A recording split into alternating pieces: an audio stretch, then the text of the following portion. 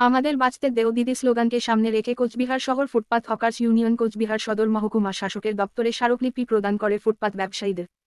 আমাদের বাঁচতে দেও দিদি স্লোগানকে সামনে রেখে কোচবিহার শহর ফুটপাত হকার্স ইউনিয়ন আইএনটিটিইউসি সংগঠনকে সঙ্গে নিয়ে হকার্সদের কোচবিহার সদর মহকুমা শাসকের দপ্তরে স্মারকলিপি প্রদান করে ফুটপাত ব্যবসায়ীরা। এই দিন কোচবিহার সদর মহকুমা শাসকের দপ্তরের সামনে বিক্ষোভের নামে হকার্সরা। উল্লেখ্য, মুখ্যমন্ত্রীর আদেশ অনুযায়ী বেশ কয়েকদিন ধরে চলছে জবরদখল উচ্ছেদ। সেই উচ্ছেদের কারণেই উচ্ছেদ করা হয়েছে হকার্সদের। রাস্তার পাশে ফুটপাতে চলত তাদের ব্যবসা, কিন্তু এখন সেই ব্যবসা বন্ধ।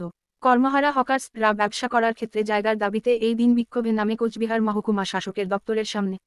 বিক্ষোভের পাশাপাশি তারা কোচবিহার মহকুমা শাসকের কাছে স্মারকলিপি প্রদান করে থাকেন।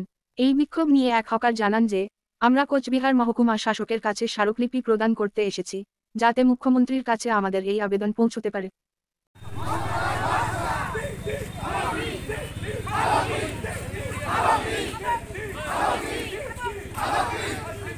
করে দিয়ে যদি উচ্ছেদ করা যেত ভালো হতো। যাই উচ্ছেদ বিভিন্ন জায়গায় উচ্ছেদ হয়েছে, আমরা সেটার বিরোধিতা করছি না।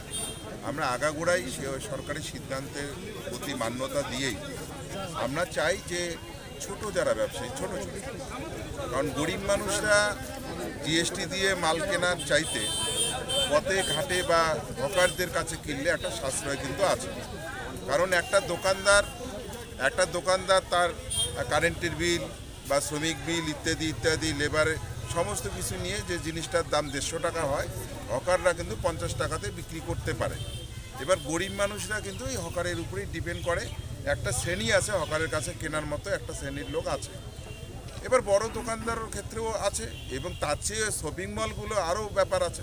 এবার শপিং মলগুলো ব্যবসায়ীদের অন্যভাবে গ্রাস করছে, আর ছোট দোকানদাররা এটা গ্রাস করছে।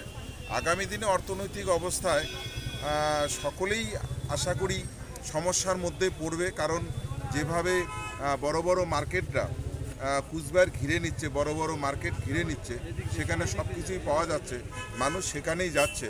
এটাও একটা সমস্যা কিন্তু আগামী দিনে হবে। কিন্তু ছোট ব্যবসায়ী যারা হকার যারা, তাদেরও কিন্তু একটা ভেন্ডিং জোন হওয়া উচিত। বিগত দিনে কুচবিহারে আমরা দেখতাম 80-র দশকে একটা হকার্স কর্নার হকার কর্নার ছিল, অর্থাৎ বর্তমানে যেখানে কংগ্রেসের অফিস, সেখানে হকাররা বসে ব্যবসা করত। ফলে সেরকম একটা জায়গা নেই। আপাতত আমরা প্রশাসনের সাথে কথা বলি, কারণ হকারদের উচ্ছেদের ক্ষেত্রে আমাদের ইউনিয়নকে ডাকিও নি, আমরাও উপদাসক হয়ে যাইনি।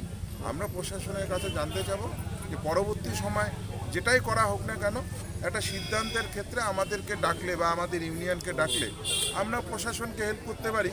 আর হুটহাট করে একটা মানুষ যেন ক্ষতিগ্রস্ত না হয়, একটা হকারের ডালা বা মালজাল ড্যামেজ হয়ে যাওয়া, এটাও তো মুশকিল না। ফলে এই সমস্ত একটা সিস্টেমে নিয়ে আসার জন্যে আমরা আজকে এইচডিও সাহেবের সাথে কথা বলবো। কথা বলে ওনাদের কি সিদ্ধান্ত, সরকারের যে সিদ্ধান্তটা আছে, আমাদের যে সিদ্ধান্তটা আছে, সেখানে একটা অ্যাডজাস্টমেন্টের মধ্য দিয়ে আমাদের এই সমস্যার সমাধান করতে হবে সব স্তরকে। আপনারা কি হকার উচ্ছেদের পক্ষে না বিপক্ষে?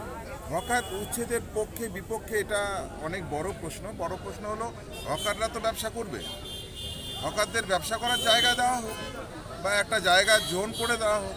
এবং সরকার তো তাই বলেছে, মমতা বন্দ্যোপাধ্যায় তাই বলেছে, হকাররা একটা জোনের মধ্যে ব্যবসা করবে এবং যারা মানুষরা যেখানে যাবে সেখান থেকে ওরা কেনাকাটা করবে, অসুবিধা। উচ্ছেদ করে দেওয়া হলো, সেক্ষেত্রে আপনাদের কি বক্তব্য? উচ্ছেদ করে দেওয়া হলো, এবং উচ্ছেদ করে দেওয়ার জন্য তো আমরা আসছি কথা বলতে।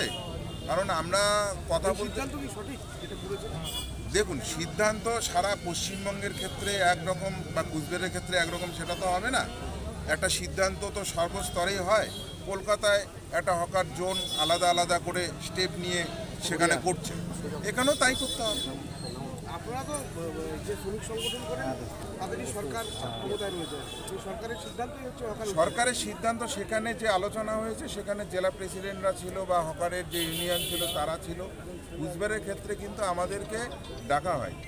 এটা আমরা মনে করছেন যেটা ঠিক হয়নি, আলোচনা করে করলে ভালো হতো। তাহলে হকারদের এই ক্ষতিটা হতো না বা সম্মানের ক্ষতিটা হতো না।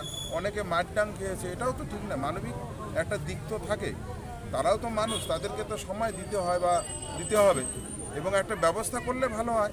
এবং শহরে প্রচুর জায়গা আছে, প্রচুর জায়গাতে হকাররা জোন করে বসতেই পারে, অসুবিধা কী আছে? সেটাই মানে আপনারা কি এখন জোরের দাবি করছেন যে করে জোর করে অবশ্যই তাদের একটা ব্যবস্থা তো করতেই হবে। ব্যবস্থার জন্যে আমরা চেষ্টা করব, প্রশাসনকে আমরা হেল্প করব, কিন্তু আমাদেরকে প্রশাসনকে হেল্প করতে হবে। আর কোনো প্রশ্ন আছে?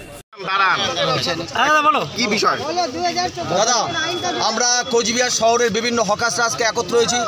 মাননীয় মানবিক মুখ্যমন্ত্রী মমতা বন্দ্যোপাধ্যায়ের নির্দেশ সারা রাজ্য জুড়ে এবং তৎসঙ্গে আমাদের কোচবিহার জেলা শহর জুড়ে, কোচবিহার শহর সহ কোচবিহার শহরে যত পৌরসভা এলাকা আছে শহরতলিগুলোতে একটা হকার্স এবং ফুটপাতে যারা ব্যবসা করেছিল, এটা মাননীয় মুখ্যমন্ত্রী মমতা বন্দ্যোপাধ্যায়ের নির্দেশ যে তাদেরকে অবিলম্বে সেটা ফুটপাত থেকে হকার্সদের তাদেরকে সরানো হোক। তো আমরা মাননীয় মানবিক মুখ্যমন্ত্রী মমতা বন্দ্যোপাধ্যায়ের কথার আদেশের বিরুদ্ধ নই। আমরা মাননীয় মুখ্যমন্ত্রী মমতা ব্যানার্জিকে যথেষ্ট সম্মান করি। উনি রাজ্যের সমস্ত জায়গায় যারা সব ভালো দেখশন করেন, ওনাকে আমরা ওনার প্রতি বিরুদ্ধে নই, কিন্তু আমরা আজকে এই সোশ্যাল মিডিয়া, বিভিন্ন সংবাদপত্র এবং সদর মহকুমা শাসক দপ্তরের মধ্য দিয়ে আমরা আমাদের মাননীয় মুখ্যমন্ত্রী মমতা ব্যানার্জির কাছে এই স্মারকলিপি, এই বার্তাটা পৌঁছতে চাই যে দিদি আমরা বাঁচতে চাই, দিদি আমরা শহরে যারা হকার্স, আমরা ফুটপাত দখল, আমরা জায়গা দখল করে নয়, আমরা একটা ছাতি হোক বা উপরে একটা প্লাস্টিক টাঙিয়ে হোক, আমরা বাঁচতে চাই দিদি, আমরা ভাতে মরতে চাই না দিদি। আমাদের এই বর্ষা মৌসুমে হঠাৎ করে আমরা যারা দীর্ঘদিন 15-20 বছর যাবৎ কোচবিহার শহরের বিভিন্ন প্রান্তে যারা আমরা ফুটপাতের উপর ব্যবসা করে চলি দিদি, হঠাৎ করে আপনার যে সরকারি নির্দেশ, আপনার নির্দেশ অনুযায়ী কোচবিহার জেলা প্রশাসন আমাদের আপাতত যেভাবে উচ্ছেদ করে দিয়েছে, আমাদের এক একজন, আমার নিজের কথা বলি দিদি, আমার বাড়িতে 5 জন ফ্যামিলি, আমার দ্বিতীয় আর কোনো কাজ নেই, আমি কোচবিহার শহর হাসপাতাল সংলগ্ন ফুটপাতে কিছু ব্যবসা করে চলি। তো দিদি এই সোশ্যাল মিডিয়া, সংবাদপত্র এবং আজকের সদর মহকুমা শাসকের মধ্য দিয়ে দিদি আপনার কাছে আমরা এই বার্তাটা পৌঁছে যাই দিদি, আমরা মরতে চাই না দিদি, আমরা বাঁচতে চাই, তবে আমরা কিছু সম্মানের সহিত বাঁচতে চাই দিদি। হঠাৎ করে আমরা জানি কোচবিহার পৌরসভা আমাদের কাছ থেকে, এটা যদিও বলার সংবাদ মতো ঠিক নয়, আমাদের অল্প কিছু হলেও কিছু করে খাজনা নিত, কিন্তু কোনোদিন আমাদের সহজে বলেননি যে তোমরা বসতে পারবে না, দোকান তুলে দাও দিদি। আজকে হঠাৎ করে আপনার যে এই আদেশ, সেই আদেশকে আমরা সম্মান করি, সেই সম্মানের সাথে দিদি আপনার কাছে আমরা অনুরোধ করি এই সমস্ত হকার্স এবং আমার অনেক মা বোন হকার যারা এসেছে সম্মিলিত হয় যদি আপনার কাছে এই বার্তাটা পৌঁছে যায় দিদি, আমরা বাঁচতে চাই, আমাদের কিছু পুনর্বাসনের ব্যবস্থা। সদর মহকুমার শাসকের মাধ্যমে মুখ্যমন্ত্রীর কাছে আবেদন জানাচ্ছেন? আমরা আজকে সদর মহকুমার শাসকের মাধ্যমে ডেপুটেশন প্রতিলিপির একটা আবেদন জানাচ্ছি যে দিদি আমরা শহরে পুনর্বাসন চাই। যদি এই দাবি না মানা হয়, যদি দাবি না মানা হয়, যেহেতু আমাদের এটা একটা হকার্স ইউনিয়ন, এটা টিএমসির হকার্স ইউনিয়ন, দাবি না মানা হলো এর আমাদের কিছু করার নেই, আমরা দীর্ঘতম এখন আন্দোলনের যেখানে যাবো না, কারণ আমরা জানি যে আমাদের মুখ্যমন্ত্রী মানবিক মুখ্যমন্ত্রী, আমাদের মা মাটি মানুষের সরকারের দিদি আমাদের মুখ্যমন্ত্রী, দিদি আমাদের আপনার নাম? সবসময় পাশে থাকে। আমার নাম কাশিম আলী।